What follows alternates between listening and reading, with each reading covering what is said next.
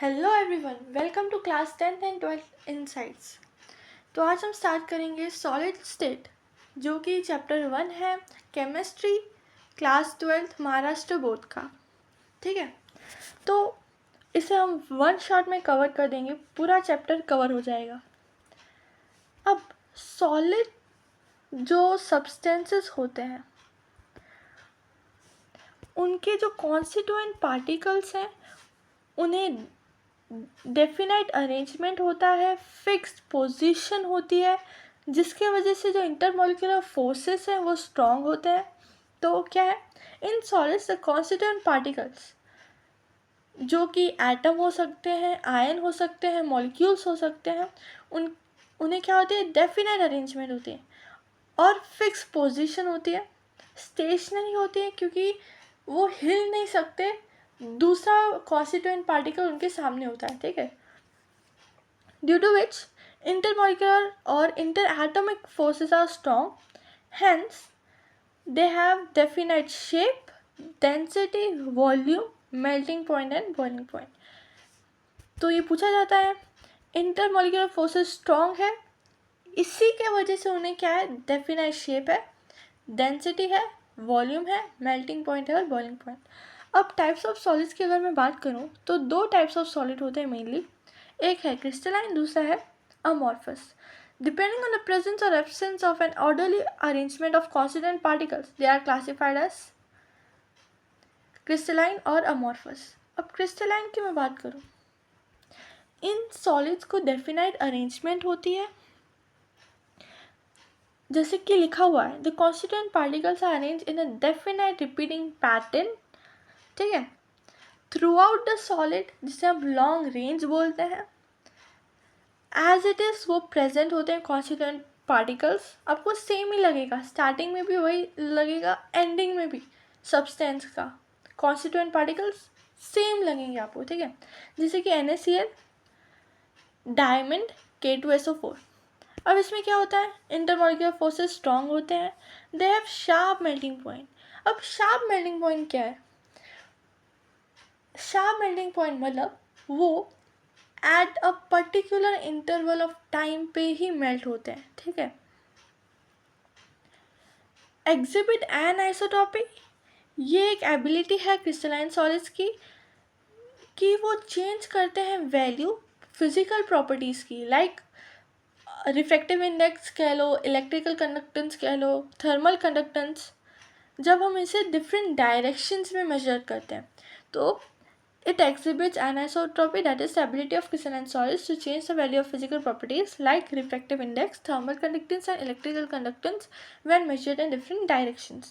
Clear? तो ये है कुछ क्रिस्टलाइन सॉलिड्स के प्रॉपर्टीज़। तो आपको डेफिनेशन लिखना है और प्रॉपर्टीज़ लिखने हैं। अगर आया, define and explain crystalline solids. ठीक है, अमॉर्फस सॉलिड्स की अगर मैं बात करूँ, ऐसे सब्सटेंस जो कि दिखते हैं सॉलिड्स हैं, लेकिन उन्हें क्या नहीं होता, प्रॉपरली ऑर्डर्ड स्ट्रक्चर नहीं होता उनका। ठीक है, और substance appear to be solid but does not have a perfectly ordered structure. ठीक है, उन्हें डेफिनाइट अरेंजमेंट भी नहीं होती, उन्हें शार्प मेल्टिंग पॉइंट भी नहीं होती, सब अपोजिट। उन्हें सुपर कोल्ड लिक्विड्स कहा जाता है। क्यों कहा जाता है, बिकॉज दे आर सॉलिड्स लेकिन वो बिहेव करते हैं लिक्विड जैसे। दे आर आइसोट्रॉपिक,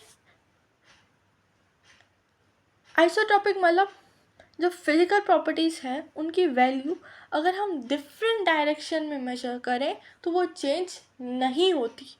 वेरएस एनआइसोट्रॉपी, जो क्रिस्टलाइन सॉलिड्स हैं, उनकी वैल्यू अगर हम फिजिकल प्रॉपर्टीज़ की वैल्यूज़ अगर हम डिफरेंट डायरेक्शंस में मेजर करें तो वो डिफ़र करती है। ठीक है, फिर अगर हम अमॉर्फस सॉलिड्स को एक नाइफ से कट करें तो जो पीसेस मिलेंगे वो हमें इरेगुलर सरफेसेस के साथ मिलेंगे।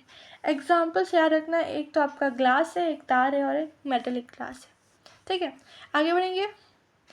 आइसोमॉर्फिज्म और पॉलीमॉर्फिज्म क्या होता है वो देख लेते हैं। आइसोमॉर्फिज्म इज नथिंग बट जब दो या दो से अधिक क्रिस्टलाइन सब्सटेंसेस को सेम क्रिस्टल स्ट्रक्चर होता है तो हम उसे बोलते हैं isomorphism. When two or more crystalline substances have the same crystal structure, they are said to be isomorphous. ठीक है, और उस फिनोमिना को हम बोलते हैं आइसोमॉर्फिज्म। अब एग्जांपल्स देख लो, एक है सोडियम फ्लोराइड, दूसरा है magnesium oxide. Sodium fluoride, magnesium oxide, ठीक है। ये क्या है, 1:1 के प्रोपोर्शन में ये फिक्स्ड है। अब आप यहाँ पे देखो दूसरा एग्जांपल, NaNO3, ये ले लेते हैं क्योंकि वो तो इजी था फर्स्ट वाला, और CaCO3। देखो ये एक है, ये एक है, और ये कितने हैं, 3 है। Same goes here, this is 1, this is 1, और ये कितने हैं पार्टिकल्स, 3। तो ये कैसे डिस्ट्रीब्यूटेड है, 1:1:3 में, ठीक है, क्लियर है। पॉलीमॉर्फिज्म में क्या होता है, एक सिंगल सब्सटेंस होता है, वो क्रिस्टलाइज होता है 2 या 2 से अधिक फॉर्म्स में, और उस कंडीशंस डिफर होती रहती हैं। तो a single substance which crystallises in 2 or more forms under different conditions is called as polymorphism. Example calcite और आर्गेनाइट है, वो 2 फॉर्म्स है किसके, कैल्शियम कार्बोनेट के। आइसोटोपी तो मैंने एक्सप्लेन कर दी थी। अब एक और चीज़ है एलोट्रॉपी। एलोट्रॉपी क्या होती है, ये आपको दिखाई दे रहा होगा। एलोट्रॉपी, नॉन मेटेलिक एलिमेंट्स जो है, अगर वो पॉलीमॉर्फिज्म शो कर रहे हैं तो हम उसे बोलते हैं allotropy. Non metallic elements showing polymorphism are known as allotropy, ठीक है, क्लियर है। आगे बढ़ेंगे। क्लासिफिकेशन ऑफ क्रिस्टलाइन सॉलिड्स 4 हिस्सों में होता है, आयोनिक है, कोवैलेंट है, मॉलिक्यूलर है, मेटलिक है। आयोनिक की बात करें तो कॉन्स्टिट्यूएंट पार्टिकल्स क्या होंगे, आयंस होंगे, और strong electrostatic force of attraction से वो कॉन्स्टिट्यूएंट आयंस जो है वो जुड़े होते हैं। तो वही है, पहले आपको लिखना होता है पार्टिकल्स, कॉन्स्टिट्यूएंट पार्टिकल्स क्या है, आयंस है। फिर cation and ion are arranged in a definite manner throughout in the solids, मतलब जितने कटायन प्रेजेंट है उतने ही अनायन प्रेजेंट है, ठीक है। और ये जो constituent particles are held together by strong electrostatic force of attraction. Cation and anion are arranged in such a manner that the opposite forces are completely compensated. वही मैंने बोला, जितने कटायन है उतने अनायन है, तो फिर क्या होता है, अगर ऑपोजिट चार्जेस हैं इक्वल नंबर में है तो फिर वो क्या होता है, न्यूट्रलाइज हो जाते हैं। तो वही कंपनसेट हो जा रहे हैं, न्यूट्रलाइज हो जा रहे हैं, तो फिर जो सब्सटेंस है उस पर कोई चार्ज नहीं बच रहा as such. Hence these solids are hard, इसलिए वो हार्ड है, वो ब्रिटल है, हाई मेल्टिंग पॉइंट है, ठीक है। They are hard, they are brittle with a high melting point. Getting my point. और positive and negative charges are compensated, no free electrons in a solid, hence are non conductor of electricity. याद रखना, कोई भी free electron नहीं present है solid में, इसलिए हम उसे बोलते हैं नॉन कंडक्टर ऑफ इलेक्ट्रिसिटी, ठीक है। लेकिन मॉल्टन या फ्यूज स्टेट में वो कंडक्ट करता है, कंडक्टर बन जाता है, ठीक है। These undergo distortion और fracture when shearing force is applied, मतलब अगर आप बहुत फोर्स लगाओगे तो उसकी जो शेप है वो चेंज हो जाती है, ठीक है। Example NaCl, K2SO4, CF2, KCl। Moving ahead, covalent है, देखो कोवेलेंट है, कॉन्स्टिट्यूएंट पार्टिकल्स एटम्स है, और कोवेलेंट बॉन्ड से जुड़े होंगे कॉन्स्टिट्यूएंट पार्टिकल्स। ये 2 चीज़ें आपको याद रखनी है।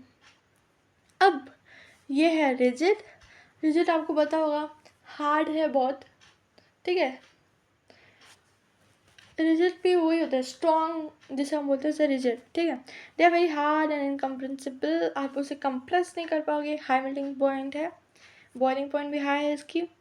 Since covalent bonds electrons are localised and immovable, ठीक है। इमोबाइल मतलब इमूवेबल, लोकलाइज एक ही जगह पे फिक्स है। They are poor conductor of heat and electricity, they can conduct heat and electricity. Example diamond है, क्वार्ट्ज है, ठीक है, कार्बोरेंडम है, और बोरॉन नाइट्राइड है।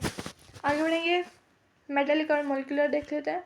Molecular substances such as chlorine, methane, hydrogen, carbon dioxide on O2 on solidification gives molecular solids. Constituent particles क्या है? Molecules हैं obviously, held together by various intermolecular forces like dipole-dipole interaction, hydrogen bonding भी होती है, London forces भी यहाँ पे हो मतलब मौजूद होते हैं, ठीक है. लेकिन यहाँ पे क्या लिखा है? Dipole-dipole interaction. H2HCl SO2. Since the intermolecular forces are weak, these solids are soft and have low melting point. ठीक है. इंटरमोलिकुलर फोर्सेस वीक है इसलिए वो सॉफ्ट है और लो मेल्टिंग पॉइंट है. ये पुअर कंडक्टर्स है और गुड इंसुलेटर्स. ऑब्वियसली जो चीज़ पुअर कंडक्टर है तो वो जो गुड इंसुलेटर होनी है. मेटेलिक क्रिस्टल और सॉलिड्स. Just wait. या देखो मेटेलिक क्रिस्टल्स हैं. These are crystalline solids formed by atoms of the same metallic element held together by metallic bond. Metallic bond is a force of attraction between. एक आता है metal का टायन और दूसरा होता है मोबाइल इलेक्ट्रॉन. ये आपको याद रखना है. मेटेलिक बॉन्ड क्या है? फोर्स ऑफ अट्रैक्शन है बिटवीन मेटल का टायन और इलेक्ट्रॉन्स. ये मेलेबल है क्योंकि मेटल है तो फिर प्रॉपर्टीज ऑफ मेटल लिख लेना. मेलेबल है, डक्टाइल है, good thermal and electrical conductivity है, high melting and boiling point. अब आ जाता है main. What is unit cell? Unit cell की अगर बात करें, the smallest repeating structure unit. The smallest repeating structure unit of crystalline solid is called as unit cell. What is lattice points? ये जो आप पॉइंट्स देख रहे हो कॉर्नर्स पे, इसे हम बोलते हैं lattice points. When unit cell is repeated in space in all the direction of crystalline solid is formed. ठीक है. Smallest repeating structural unit of a crystalline solid is called unit cell. Lattice point is the interaction of the lines. ये देखो ये जो point है वो कैसे बना? Interaction of lines है, right? In the unit cell represent constituent particles. ये point किसे represent कर रहा है? Atoms को, molecules को, जो क्या है? Constituent particles है. किसके? Crystalline solid के. ठीक है. इसे हम क्या बोलेंगे? Lattice point. The structure obtained by joining the lattice point is called as crystal structure. Types of unit cell 4 प्रकार के होते हैं. Primitive या simple जो corners पे होते हैं. अब मैं आपको पिक्चर के साथ बता देती हूँ, ईजी रहेगा मेरे लिए भी और आपके लिए भी समझने को. देखो फोकस करना इस पिक्चर पे क्योंकि यही नज़दीक है. तो प्रिमिटिव ये जो कॉर्नर्स पे लगे हैं, मैं बना देती हूँ पिक्चर. देखो this is suppose your cube या क्यूबॉइड, जो भी आप समझो. ठीक है.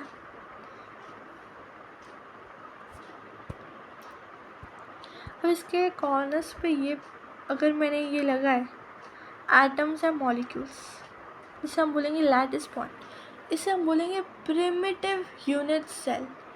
अब बॉडी सेंटर मतलब ये कॉर्नर्स पे जो प्रेजेंट है वो तो रहेंगे ही रहेंगे, उसके साथ एक सेंटर पे भी आ जाएगा एकदम बीच में. ठीक है. हम उसे बोलेंगे body centred. Getting my point? एक क्यूब के बीच में यूनिट सेल या आप बोलो एटम, आयंस, मॉलिक्यूल आ जाएगा. इसे हम बोलेंगे body centred unit cell. Corners के साथ एक बीच में आ गया तो हम उसे बोलेंगे बॉडी सेंटर्ड. ठीक है. तो in addition to the corner particles, one constituent particle is present in center of its body. Face centred क्या है? अब हर एक फेस पे आपको दिखाई दे रहा है. आपको पता है क्यूब में कितने फेसेस होते हैं? 6 फेसेस पे आपको दिखाई दे रहा है क्या? एटम अलग से कॉर्नर पे भी है और फेस पे भी है, तो हम उसे बोलेंगे फेस सेंटर्ड. बेस सेंटर यानी कि ये ऑपोजिट फेसेस पे है. देख पा रहे हो आप? Unit cell consist of particles at the centre of any 2 of its opposite faces. ठीक है. सेंटर पे है और 2 ऑपोजिट फेसेस पे आप देखो. इन एडिशन टू कॉर्नर्स पे तो होगा ही. ठीक है. आगे बढ़ेंगे. Unit cell is characterised by 6 parameters, 3 axes होते हैं, इसे हम बोलेंगे ए बी सी। 3 एंगल्स होंगे, अल्फ़ा बीटा और गामा, ठीक है, ये आपको याद रखना है। It has been prove that 14 ways होते हैं जिससे हम सिमिलर पॉइंट्स को 3 डायमेंशनली स्पेस में रिप्रेजेंट कर सकते हैं, तो उसे हम बोलते हैं ब्रावियस लैटिस, ठीक है, या ब्रावियस लैटिस आप बोलो। तो the possible combination of lattice points spacing edges A, B and C along 3 ways alpha, beta, gamma, 3 axes give rise to 7 crystal structures. These are, ये आपको याद करना है। एक आता है आपका cubic, orthorhombic, tetragonal, monoclinic, rhombohedral, triclinic, hexagonal, ठीक है। क्यूबिक में आपको 3 मिलेंगे, simple, body centred, face centred. Orthorhombic में आपको चारों मिल जाएंगे। टेट्रागोनल में आपको 2 मिलेंगे, सिंपल और बॉडी सेंटर। मोनोक्लिनिक में सिंपल और बेस सेंटर, बाकी सब में प्रिमिटिव प्रिमिटिव प्रिमिटिव, ठीक है। आगे बढ़ेंगे। अब देखो primitive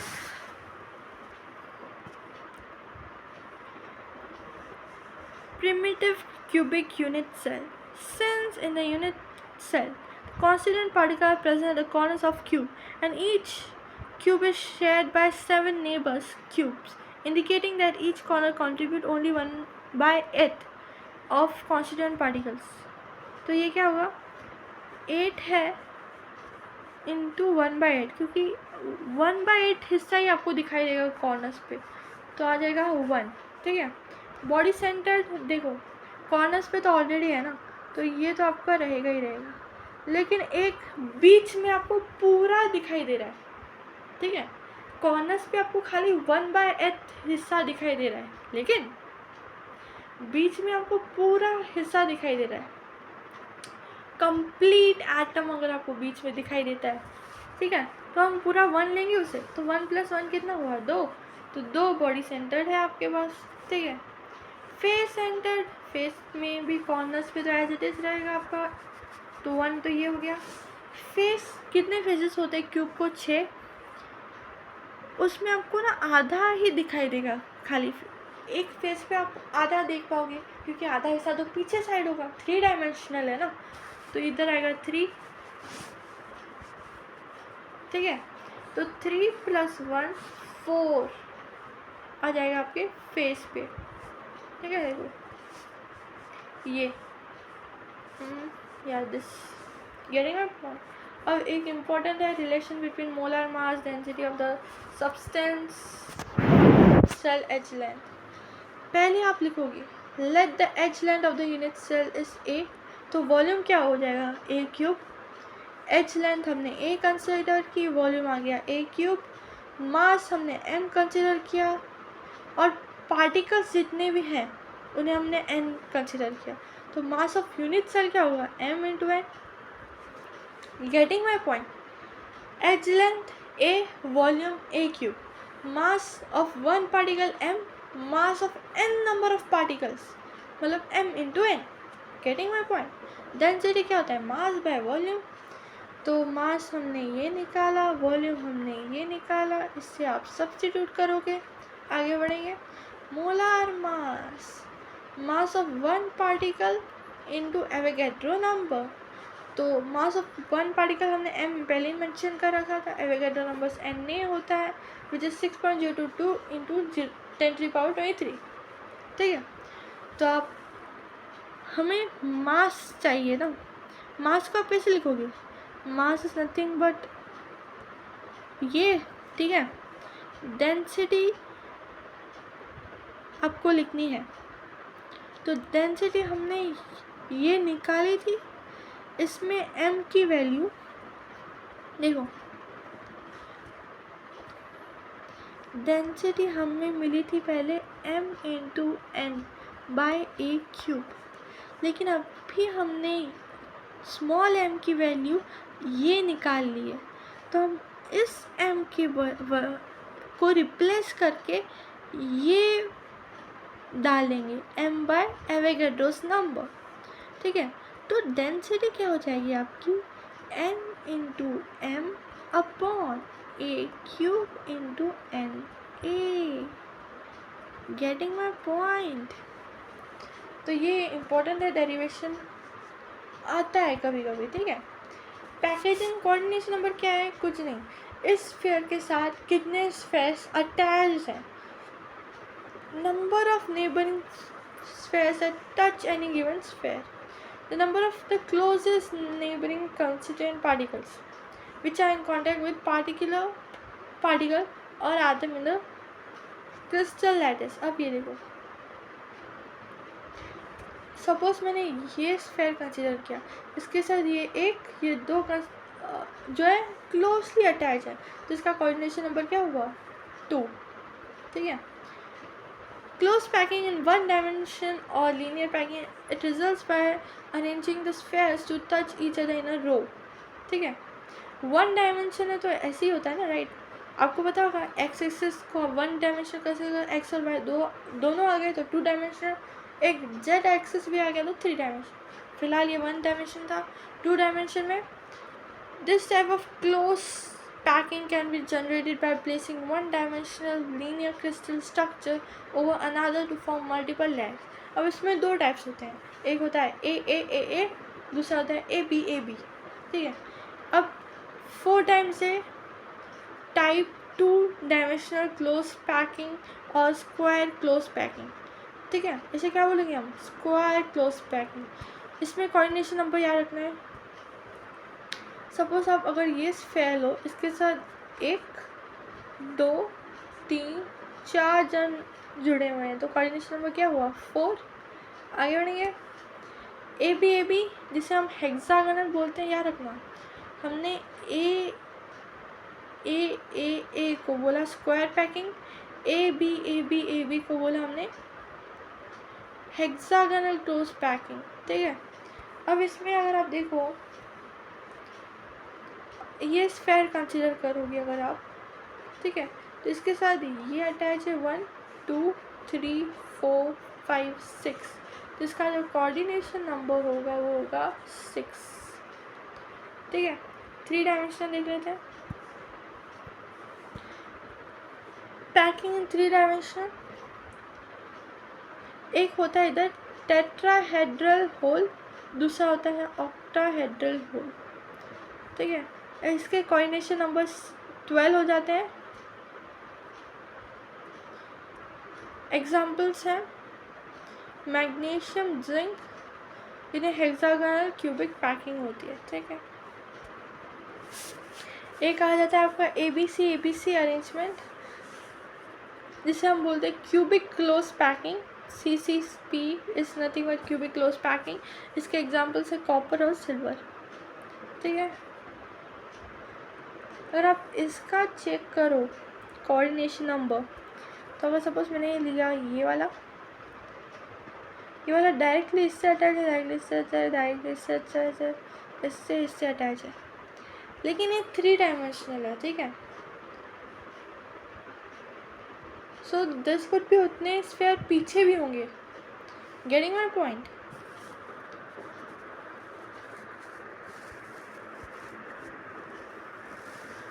So this was 3-dimensional packing. What is packing efficiency?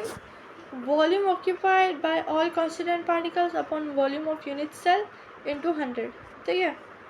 तो अगर हम प्रिमिटिव की बात करें, ये आपको याद रखना है, प्रिमिटिव में R की वैल्यू क्या होती है, ये आप ऐसे याद रखना, प्रिमिटिव या सिंपल 2R = A, और इसका जो पैकिंग एफिशिएंसी होता है प्रिमिटिव का 68%, इतना याद होना चाहिए। Void space is nothing but 100 minus packing efficiency, ठीक है। आगे बढ़ेंगे, फेस सेंटर्ड,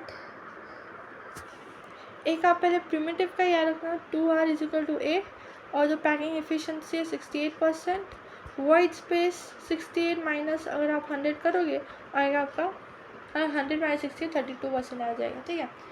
फेस सेंटर भी अगर आपको याद रखना है तो आपको ये याद रखना पड़ेगा, 4R is equal to √2a। इसकी पैकिंग एफिशिएंसी ज़्यादा बढ़ जाएगी, 74% हो जाएगी, और वाइट स्पेस बाकी का बचा हुआ 26%। ठीक है, आगे बढ़ेंगे। 2 मिनट। ये हमने देखा पहले सिंपल क्यूबिक या बॉडी सेंटर रह गया। वे मैं बोलूँ बॉडी सेंटर में आपका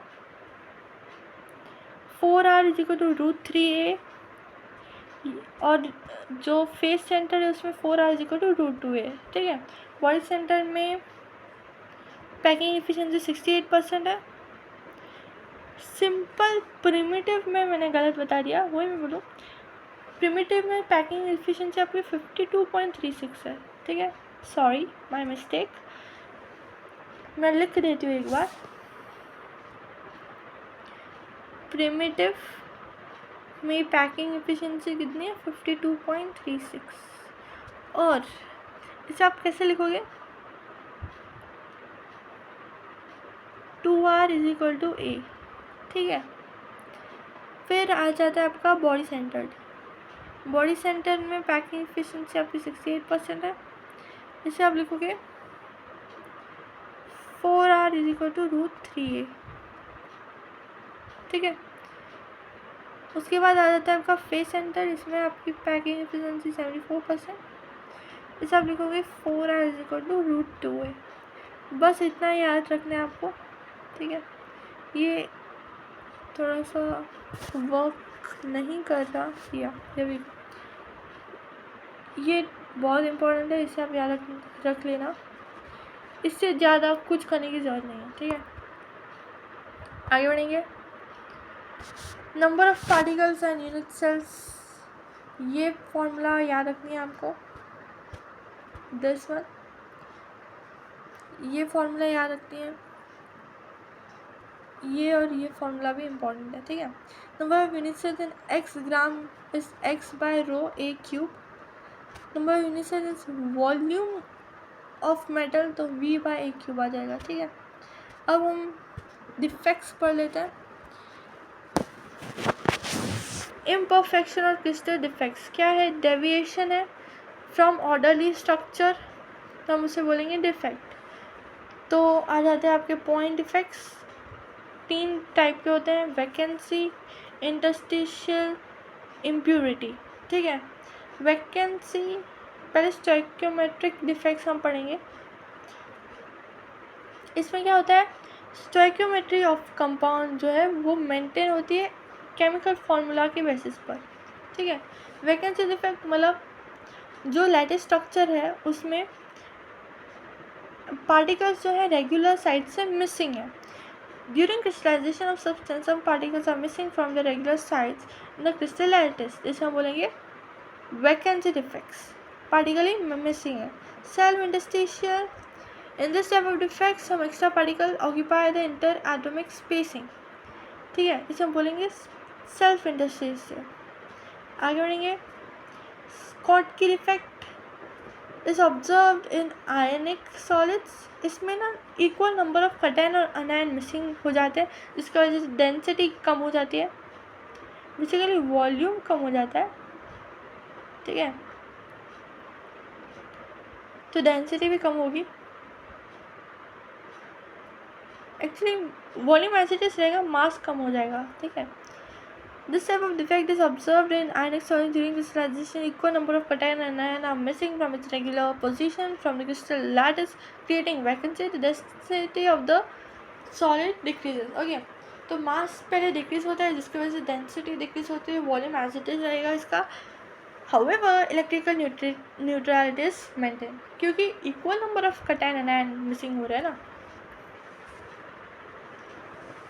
अब Schottky defect arises due to high degree of ionic character, high coordination of anions, small difference between the size of cation and anion। ठीक है, Frankel effect की अगर मैं बात करूँ, defect in the crystal lattice created by the occupancy of ions between the lattice point or interstitial position is called as Frankel defect। Impurity defect, इसमें क्या होता है? जो पार्टिकल्स होते हैं, कटायंस होते हैं, वो रिप्लेस हो जाते हैं डिफरेंट कटायन के साथ। इसमें दो टाइप्स होते हैं, एक होता है सब्स्टिट्यूशन, दूसरा होता है इंटरस्टिशियल।